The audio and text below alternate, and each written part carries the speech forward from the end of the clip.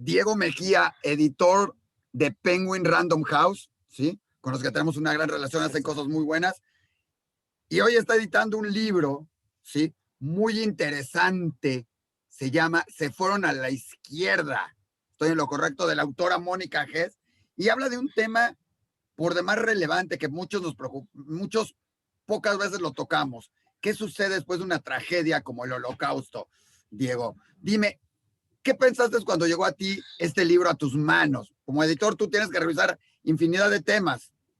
Claro, en este aspecto, en este libro en particular, pues digamos que la teníamos un poco fácil porque ya habíamos trabajado antes libros de Mónica Gess, particularmente La chica del abrigo azul, Exacto. que también versaba sobre Segunda Guerra Mundial, aunque en aquella ocasión el libro era acerca de la búsqueda de una chica que se había escondido y al mismo tiempo el ejército nazi la estaba buscando y bueno, se convertía incluso en una suerte de carrera por ver quién daba, quién daba con ella. Fue una novela emocionante y a la vez dura.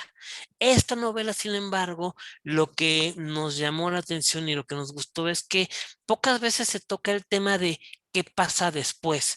Se tiende a eh, mm, erróneamente romantizar la idea de que acabó la guerra, todos somos felices, todo se solucionó mágicamente. Y no Exacto. es cierto. O sea, nos quedamos con esta imagen icónica tal vez del el marinero besando a la enfermera en Estados Unidos, cuando se anuncia el fin de la guerra y la gente celebrando con la euforia, Y la gente pero llegando a sus casas como si nada hubiera sucedido exacto. después. Y no es cierto. O sea, no es cierto. Es de, pues ya acabé. Y ahora, o sea, haciendo una comparación con cuestiones médicas, cuando uno termina un tratamiento, sí, la infección habrá remitido, pero el cuerpo queda dolido, tanto por los estragos de la infección como de la medicina.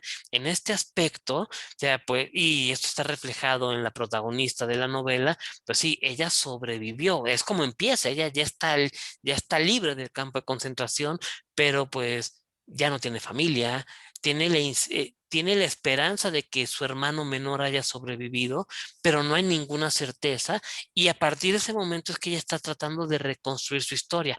Eso fue lo que nos gustó de la novela, que justo habla de, ok, puede haber o no esperanza, pero sobre todo hay un trabajo interno de reconstrucción muy, muy fuerte por hacerse. Oye, Diego, normalmente hablamos con los autores o con los protagonistas de un libro o con algo de eso. Rara vez hablas con un editor, que es el que decide, le pone, le quita, le hace todo esto.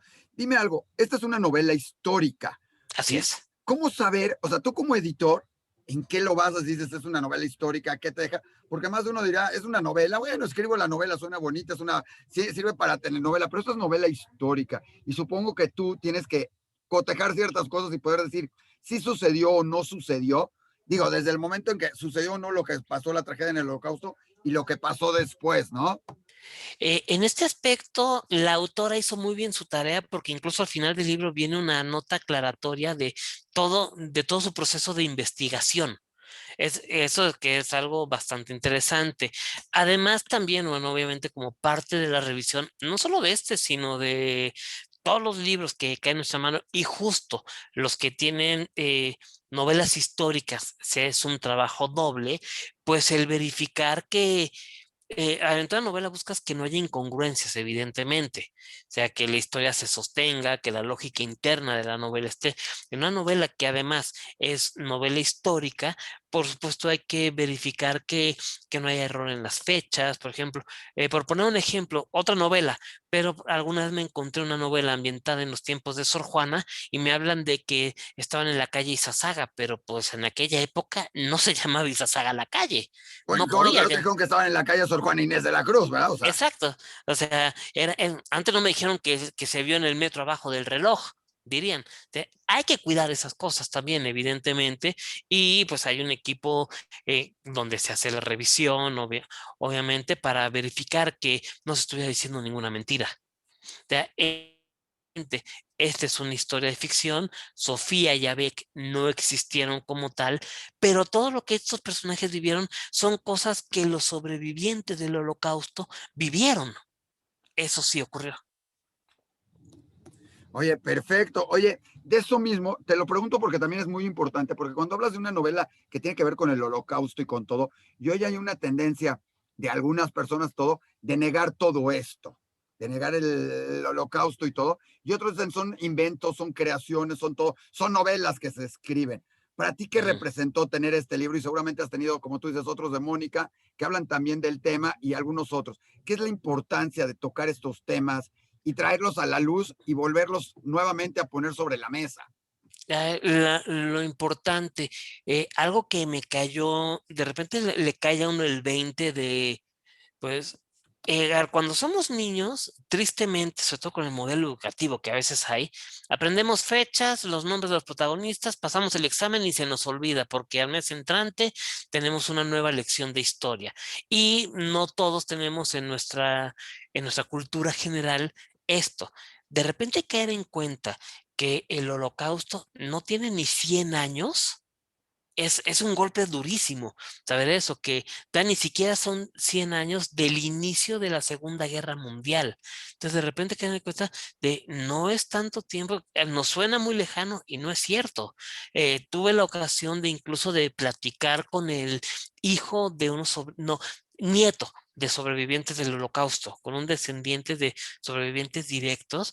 Es increíble, o sea, lo que le contaba el abuelo y pues es de repente, pues, o sea, que le decían, no con esas palabras, pero obviamente de tu abuela no era mi novia de la escuela, nos conocimos en un campo de refugiados, nos conocimos en campos de concentración y pues de repente solo nos teníamos el uno al otro porque todo lo demás de nuestra genealogía desaparece, caer en cuenta de eso y pues ver que de repente pues, como humanidad no hemos evolucionado para bien. O sea, sigue habiendo racismo, sigue habiendo odio, es durísimo. Y eso es lo que hace tan importante el pues, seguir publicando estas historias, visibilizar las cosas que hay, no solo por la novela histórica en sí, que bueno, México es un país que consume novela de Segunda Guerra Mundial de una manera impresionante. Somos un gran mercado, comercialmente hablando, para la novela de Segunda Guerra Mundial, pero la importancia de entender que esto ocurrió y que no puede volver a pasar, que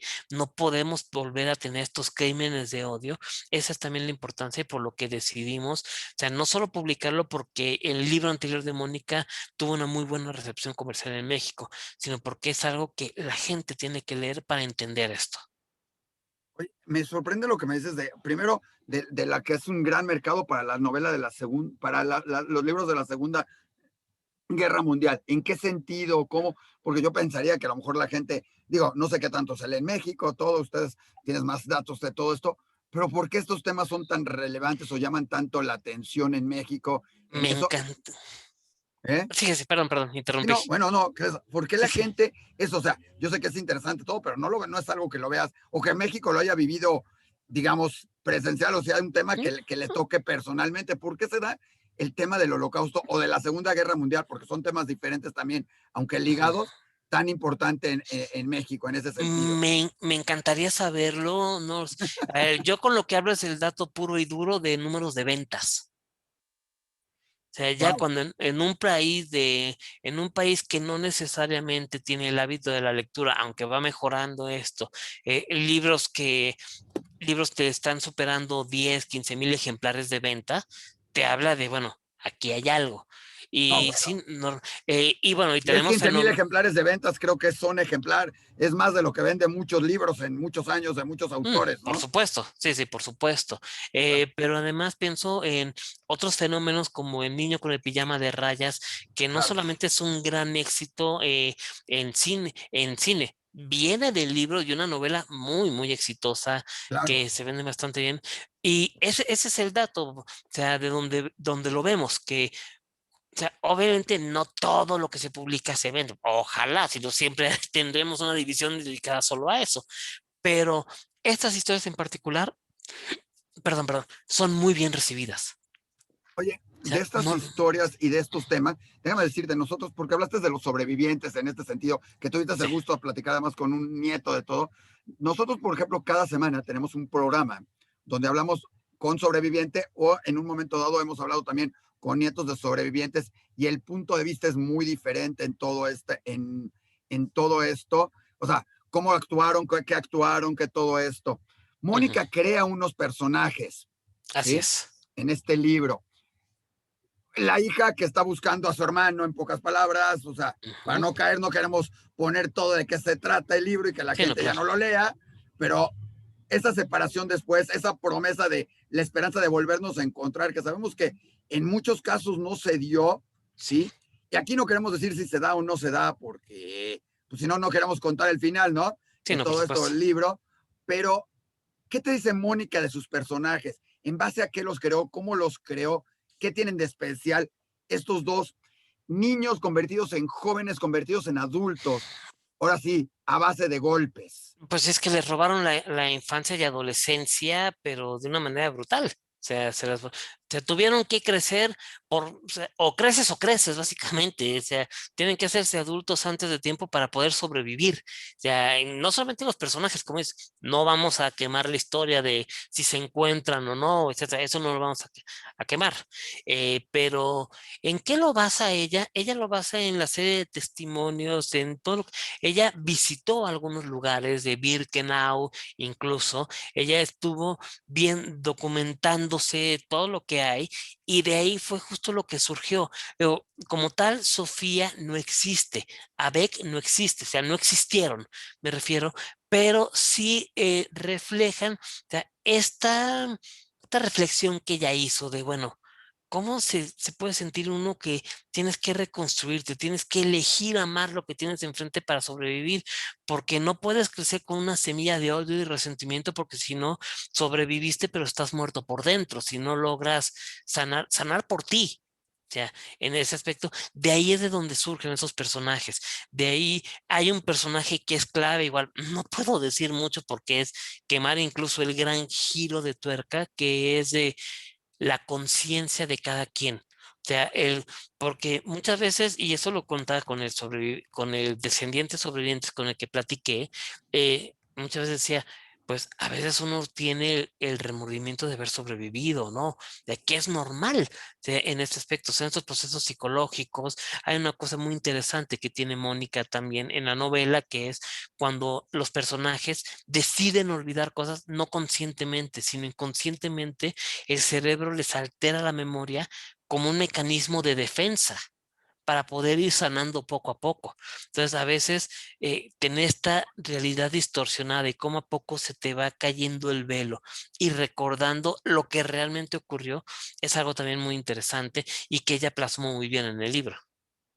Oye, bien interesante porque los personajes son ficticios, pero se vuelven realidad, se vuelven. Exactamente. Y justamente en eso además les vamos a recomendar a la gente. Hay un documental que acaban de hacer acá. Es más, el lunes tienen una presentación en el autocinema. Se llama Murmullos del Silencio. Allá a la vuelta Ujú. de sus oficinas, claramente. Casi, casi la puedes ver desde tu oficina, la Mm, película. ya sé qué Y, autocinema dices. exactamente. Tienen ahí la película, se llama Murmullos del Silencio, que es una entrevista. Son entrevistas y es un documental sobre hijos de los sobrevivientes, esa segunda generación. Tú hablas de la tercera, pero esa segunda generación de hijos que hablan de las experiencias, de cómo cambiaron, cómo cada uno de estos hijos, que cada uno de estos hijos vivió el ser parte de una familia con el sobreviviente y sus experiencias y cada uno. Muy recomendable, aprovechamos, por ahí tenemos algunos que otros boletos para la gente, pero vale la pena. Y esa es la parte interesante de todo esto, porque el libro, ¿sí?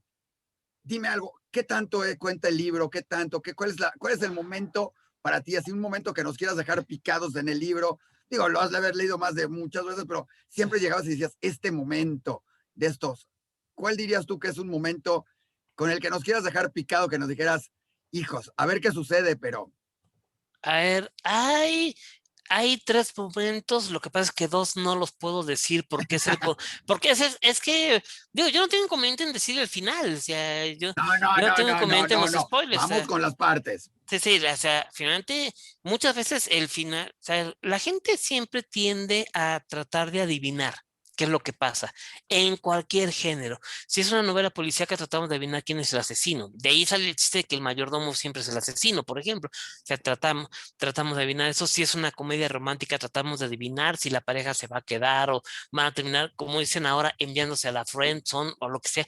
Siempre tratamos de adivinar. En esta novela forzosamente vamos a tratar de adivinar qué es lo que pasa. Y hay algo que me encanta es que posiblemente al principio uno puede adivinar 2 que 3 cosas que ocurren. Pero llega un momento en que la autora da un giro de tuerca con un personaje que uno se da cuenta que no había entendido bien, incluso te regresas para revisar, para, para releer una parte donde, una descripción que hacen, y dices, sí, ahí estaba la clave y uno no la sabe ver. Y es muy fuerte esa revelación. O sea, que uno se cuestiona lo que hace el personaje, por qué lo hace, las consecuencias de sus actos, eso es brutal, esa revelación que hay. No puedo decirla porque es quemar la esencia de la historia, así como, y no solo eso, quemo la esencia de 2 de las historias, el hecho de el por qué uno decide lo que hace y cómo actúan en consecuencia los demás. Lo que sí puedo decir para dejar picada a la gente, hay una escena donde precisamente uno de los personajes secundarios está muy emocionada porque se va a casar y su novio está en este mismo campo de refugiados, de sobrevivientes. Sofía, que viene de una tradición de costureras, de sastres, está ayudándole pues, a confeccionar un vestido de la mejor manera posible. Ya, porque pues obviamente no pueden tener un vestido de boda formalmente, pues bueno, con lo que hay, vamos a hacer lo más digno posible. Y llega un momento en que Sofía le cuestiona a esta chica, oye, tú tenías a tu novio y con el que te vas a casar no es él. ¿Cómo te puedes enamorar tan rápido, no? Nuevamente. Y ella le dice, y esto es algo bellísimo y a la vez muy duro. ¿Sí? No lo dice con estas palabras, obviamente, pero ese es el mensaje de, o sea, yo perdí el amor de mi vida, no lo voy a recuperar, obviamente, no sobrevivió, pero yo estoy eligiendo amar lo que tengo enfrente ahora. Estoy decidiendo seguir adelante, estoy decidiendo crecer y sanar lo que tengo adentro. Y para poder sanarme a mí misma, tengo que amar lo que tengo enfrente. Tengo que aprender a amar eso. Eso es con lo que me quedo de la novela y que es una reflexión que ojalá todos pudiéramos hacer en nuestras propias historias personales. Oye, Diego, te voy a hacer una pregunta un poco más personal en este Ok. sentido, todo esto, con el libro y con todo lo demás. Lógicamente, tú no eres miembro de la comunidad judía, me de imaginar, ¿sí? Eh, como tal, no, tengo muchos amigos que sí lo son. Exacto. Ahora, la pregunta va más en el sentido, muchos piensan que los libros que hablan del holocausto, ¿sí? O que hablan de las experiencias, todo eso, son dirigidos a la gente de la comunidad judía, ¿sí? Otros son esto, para ti, ¿qué te dejó el libro? ¿Qué te deja en lo personal? No nada más sino las otras, la otra novela de La, Mónica, ¿qué la te chica del dejan? abrigo ¿Qué azul, te sí. cambian? O sea, ya alguna vez nos tocó, alguna vez, como te digo, tenemos todas estas pláticas que normalmente van dirigidas a un público que tiene que conocer porque es alguien, digo, dentro de la comunidad la gente lo hemos visto tocado y lo leemos día a día, ¿no? Es algo que Ujú, tenemos muy presente, es más dentro de la comunidad todo lo que sucedió en el holocausto. Pero hay sí, un mundo que no lo conoce, que claro. sale, que lo ven esto y todo esto. Entre ellos tú, por ejemplo. Y como sucede con series de Ujú. Netflix que hablan de los judíos ortodoxos, de repente, wow, descubren, ¿no? ¿Qué te descubrió a ti? ¿Qué sacaste? ¿Qué te dejó ver estas historias que no son nada más cuentos y novelas, sino es historias, como tú dices, como decimos, que tienen muchos datos históricos tras de ellos, ¿no? Sí. Uno es entender que como raza humana en general somos terribles, o sea, no puede ser posible que se haya querido exterminar todo un pueblo, toda una comunidad. O sea, es algo que me parece inconcebible, es entender, ir más allá del dato duro que le dan a uno en las escuelas y entender que fueron 6 millones de historias que fueron apagadas, que fueron truncadas, que los sobrevivientes, que no hay nada romántico en haber sobrevivido, porque queda por dentro cómo quedas y el trabajo de sanarse a uno. O sea, es algo que he visto. O sea, lo mismo, romantizamos de se acabó la guerra, seremos felices. No es tan fácil sanar. No es tan fácil sanar, es entender, y esto me estaba quedando claro y me terminó de quedar claro cuando cuando hicimos la presentación virtual con el descendiente de los sobrevivientes. Perdón, es que soy muy malo con los nombres, no recuerdo el nombre de él. Perdón, o sea, No sé, hay si- varios, así que no sabría ahorita, decirte con quién fue, ahorita pero lo busco el nombre porque es alguien que incluso ha dado pláticas en su Instagram. puede Entonces, ser, ahorita, no, ahorita que lo encuentres. Sí, pero el hecho de, a mí se me eriza la piel de pensar que el holocausto era legal, que en el contexto de la guerra, que esto era legal, que lo ilegal era esconder a los judíos que trataban de sobrevivir. Eso a mí me aterra. O sea, estás tratando de ayudar a un ser humano a sobrevivir y que eso era considerado ilegal. Eso es lo que a mí a título personal, eso es lo que me dejó. O sea, eso yendo más allá de la simple experiencia de leer una novela, que puede ser o no desgarradora. Ya. Como lector, me quedo también aparte con la maestría narrativa de Mónica, de el hecho de que uno intenta adivinar y de repente viene la gran revelación. Uf. Eso es O lo sea, ya nos que, dejaste picados a ver todo eso, así que hay que irlo leyendo. A los que les gusta, yo conozco gente a los que les gusta leer la última página, no me preguntes por qué, los últimos renglones del sí, libro antes de todo eso, como para todo eso, yo no, a mí me gusta ir descubriéndolo todo, vale la pena en ujú, todo esto, un complemento interesantísimo, se lee rapidísimo por lo sí, todo y la historia está genial en todo ese sentido. Diego, algo más que quieras dejarle a los lectores, sí, a quien lea este libro, a quien lo vea, a que lo busquen, a que digan, pues, ¿por qué hay que sí, leer por sí, la perdón. izquierda? Oye, una duda nada más Ujú. curiosa, ¿por qué el título por la izquierda? La gente va a decir, a más de uno pensará que si es por la izquierda es un título político. Sí, no, claro. No, aquí es muy simple. A ver, perdón, ya encontré el nombre de con quién platiqué, que yo soy malísimo con los nombres. Es Manuel Salmón Wernick.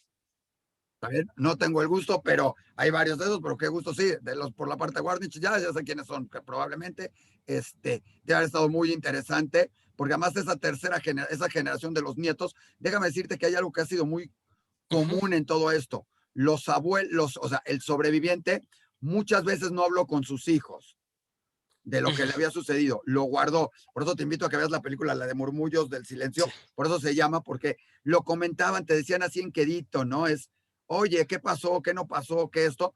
Pero normalmente los guardaron mucho, no quisieron pasar su dolor a sus hijos. Y de sí, repente con los nietos explotaron o lo sacaron. Hubo muchos que se llevaron y se quedaron con esto callado, otros que ya lo han hecho y lo han expresado por la necesidad, ¿no? Supongo que el caso acá también, ¿no? Entonces, por eso sí. se vuelve interesante eso, ¿no? En ese sentido, qué bueno que no los buscas, que lo buscaste, habrá que ver también y buscar esa entrevista por ahí para ver la presentación y todo y cómo se Ujú. tocó el tema, ¿no?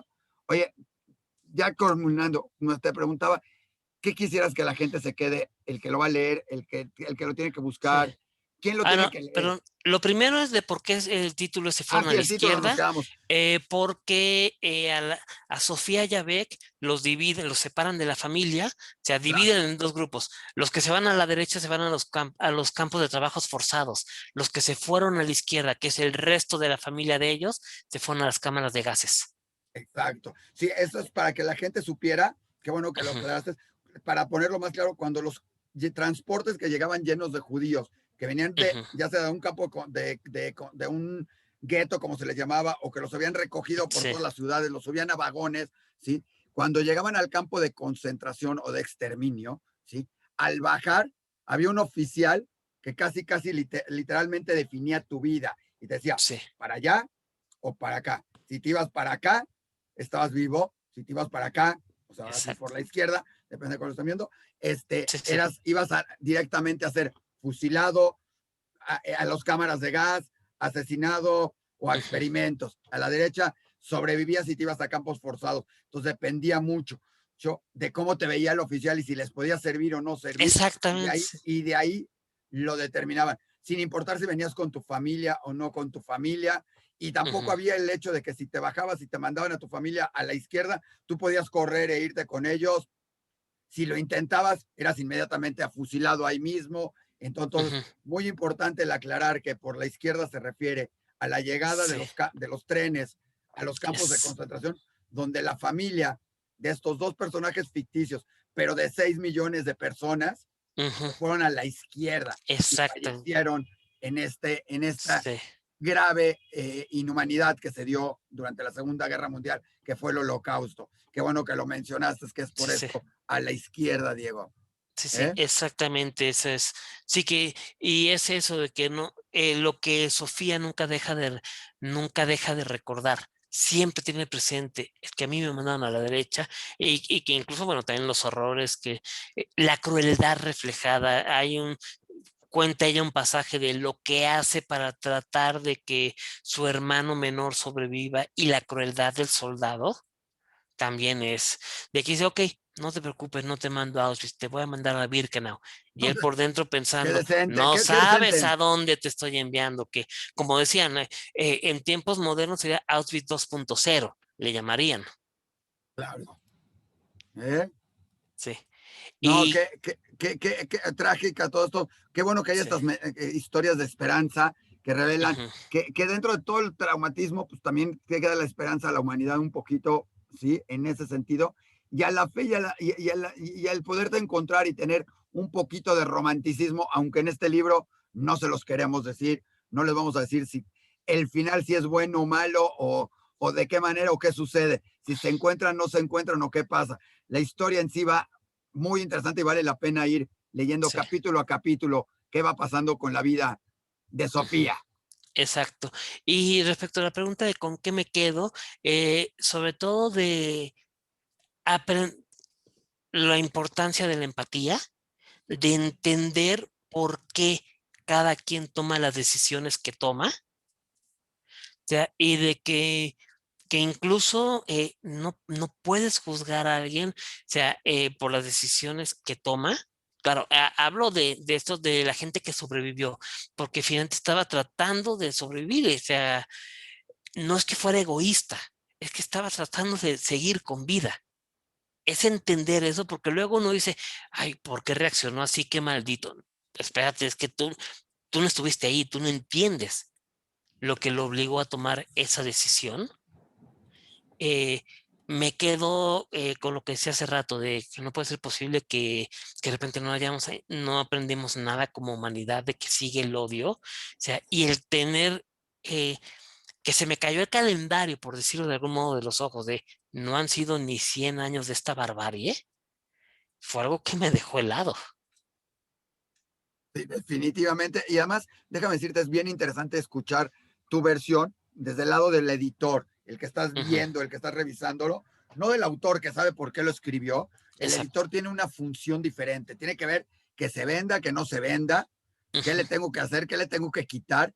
¿Habrá alguna parte, ahí yo me quedo con la duda de tú como editor, alguna parte del libro se quita, le dejas, cómo funciona? Porque a lo mejor más de unos, cuando te digo un libro de este estilo, el editor, ¿cuál es la función? Nada más agarrar el libro, revisar que todo está bonito escrito y ujú. publicarlo o elimina partes, le dice, oye, cámbiale, ponle, agrégale, porque a lo mejor el libro me eran 800 páginas, se convirtieron en 200.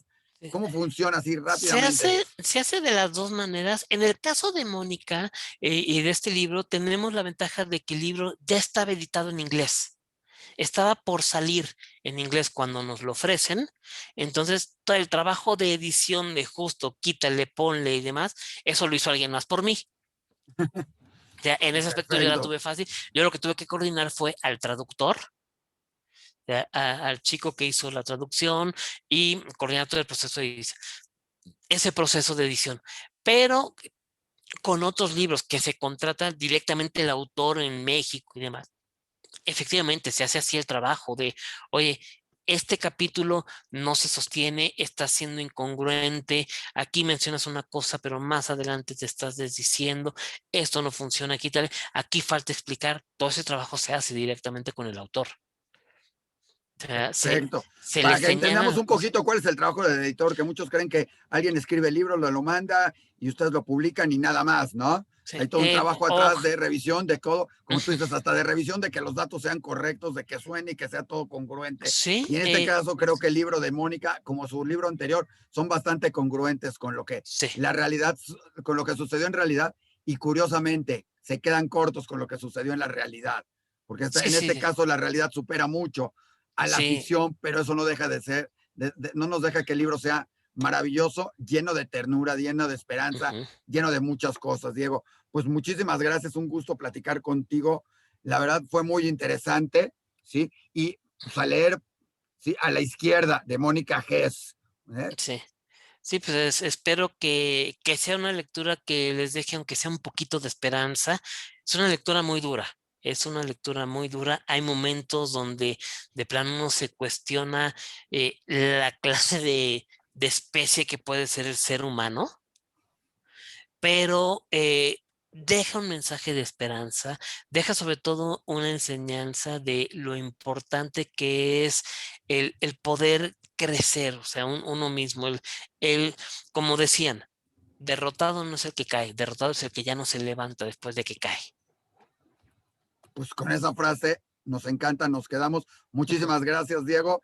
Y no se lo pierdan este libro. Sí. Por ahí seguramente les vamos a tener algunas sorpresas en Diario Judío para regalar algunos de ellos, como ha sido la costumbre Ujú. con Penguin Random House, una casa editorial que siempre se ha caracterizado por la gran calidad de sus escritos y sus materiales que publican. Muchísimas gracias, Diego. Al contrario, un placer y a la orden.